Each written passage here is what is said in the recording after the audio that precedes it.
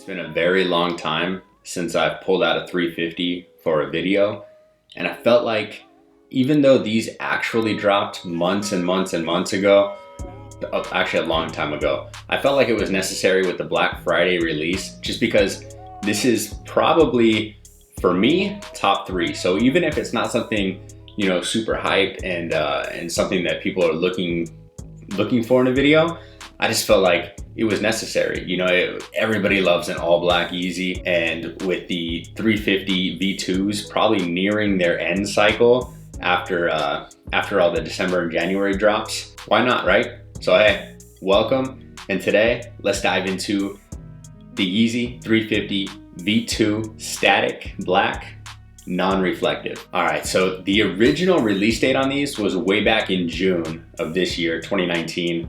And then there was speculation that these would in fact drop Black Friday of this year, which was obviously the day after Thanksgiving, and they did. It's very bizarre how the all black Yeezys, very similar to the Bread V2s, you know, that came out last year, they just hold hype. Obviously it's a V2 that you can wear year round, and if it gets a little dirty, no one's ever really gonna notice, and I think that's one of the big reasons. And then obviously black goes with everything. When these were re-releasing, I knew that I wanted to get a pair because I didn't get a pair initially.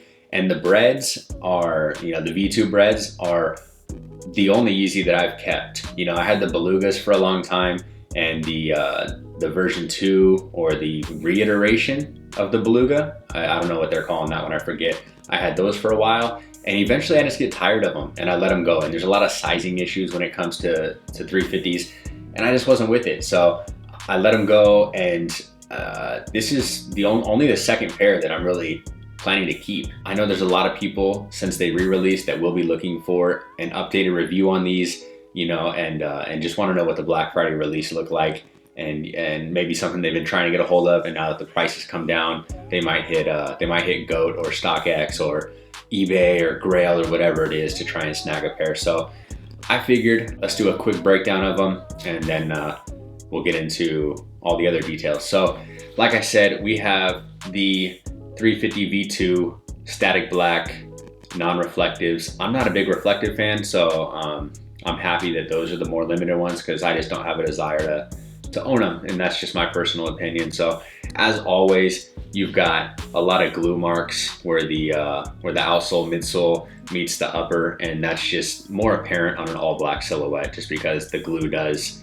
dry with a bit of a glossy tone to it. Adidas has gotten a little better, but I think that's just always going to be an issue. You know, they want to make sure the shoe doesn't fall apart, so there's going to be an excess of glue, which then turns into something that we can see on an all black shoe. So outside of all of that, you do have a full black prime knit upper, and if you really take a look at it, there's a lot of gray hues throughout and a lot of different patterns that are happening, you know, as far as line work and crisscrossing and waffling and stuff like that. And I'm not going to really break down where that's all located, because while the upper is all black and it seems pretty simple, when you really look at it, there's a lot of intricacies. The detail's awesome, you know, and I think that's really where Kanye focuses. You know, it's kind of like a minimalist approach with a lot of detail mixed in, you know, and I think that's kind of why he leads the way in his design, and that's why a lot of people follow suit.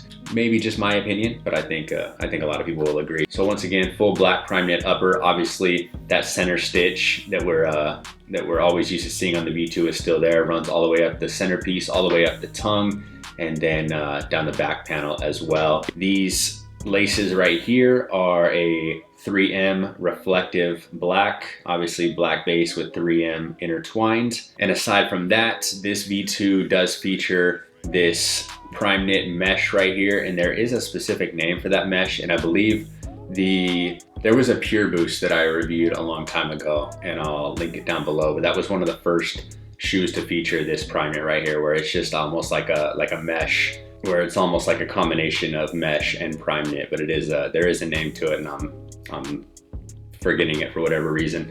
But you do have it. Runs from the pull strap all the way down to the toe box, and that's one detail that has become pretty synonymous with the V2s as of late.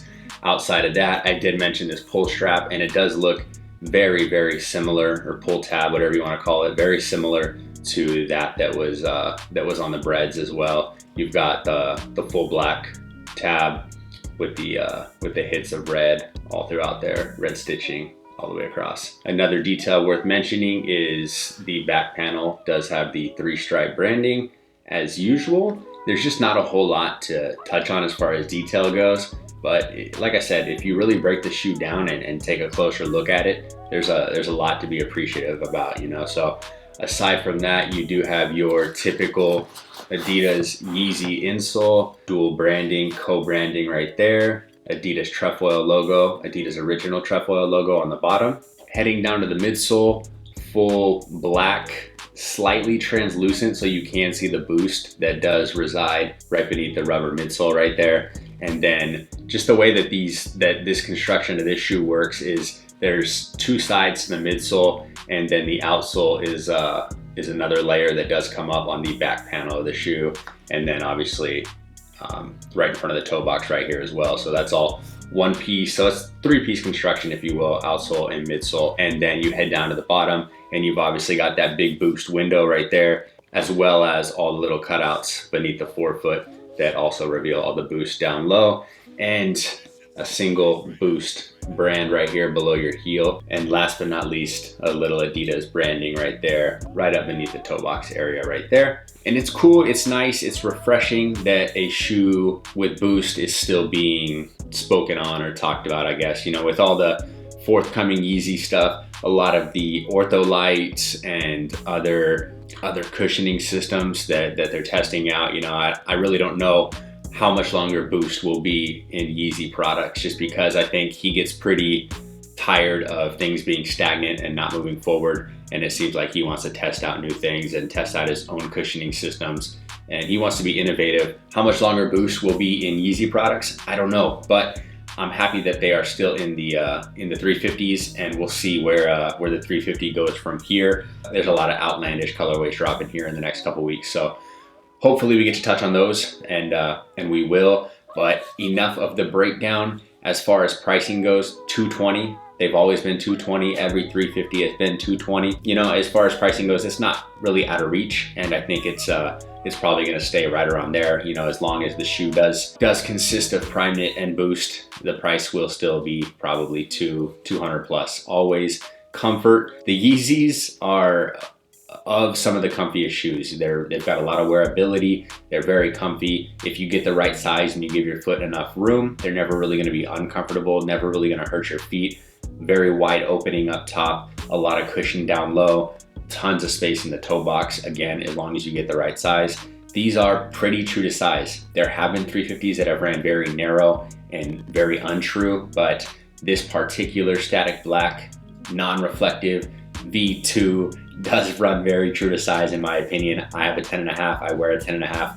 I am the 10.5 king. I go true to size. If you're worried about it, if you've got a fat foot or a thick foot or a wide foot, I'm not hating at all. Just go a half size up, you know, just to be safe, because there is enough material locking down your foot that a half size big won't necessarily give you a shoe too big to wear around. Better safe than sorry, especially when you're spending $300, $400 when it comes to the resale market, which is where these are at and where they are headed. And if they don't drop again and you hold these long enough, they will go back up to the $500 mark within due time, and you can mark my words on that one. So that's gonna do it, guys. I will throw these on feet and give you guys a better look at them. If you have any questions or comments or concerns, don't hesitate to ask, man. I'm always available in the comments. It might take me a day to get back to you, but I will do my best and my darndest to do so. I appreciate all of you. If you haven't already, thumbs up the video. That helps more than you know. If you're new to the channel, please subscribe, tap the little bell notification, get a little notif every time I drop a new video or anything on this channel. And as always, guys, I appreciate each and every one of you. Thank you so much for watching the video. Until next time, I'm RJ. Peace out.